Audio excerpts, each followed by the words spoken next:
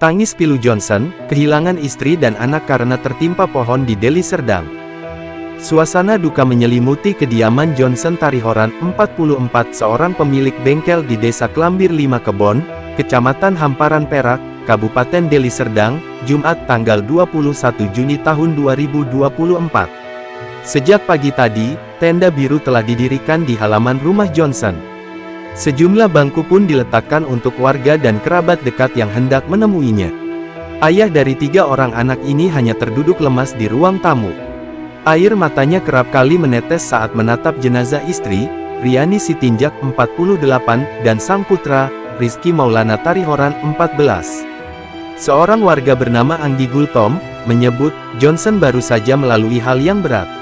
Sebab, istri dan anak Johnson meninggal karena tertimpa pohon saat berada di bengkel yang tak jauh dari rumah duka pada Kamis tanggal 20 Juni tahun 2024 malam. Anggi pun mengaku menyaksikan peristiwa tersebut.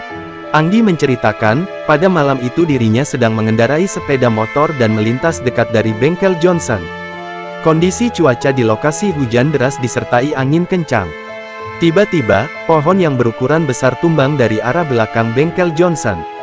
Di bengkel itu, ada John, istrinya, anaknya laki-laki itu, dan seorang tetangga. Tapi saat itu, si John selamat dan 3 orang lainnya tertimpa pohon dan material bangunan, ujarnya. Setelah itu, ia bersama Johnson pun memanggil warga sekitar untuk membantu menyelamatkan 3 orang yang tertimpa pohon. Namun sayang, di tengah guyuran hujan, mereka tidak mendapatkan alat yang memadai untuk memotong pohon tumbang tersebut. Jadi, 3 orang itu selama 1 jam lebih tak bisa dievakuasi karena tidak alat. Karena terlambat dievakuasi, 2 orang meninggal dan 1 orang, tetangga itu, masih kritis rumah sakit, ucap Anggi. Adapun, di lokasi kejadian, terlihat sebagian kondisi bangunan bengkel Johnson telah roboh.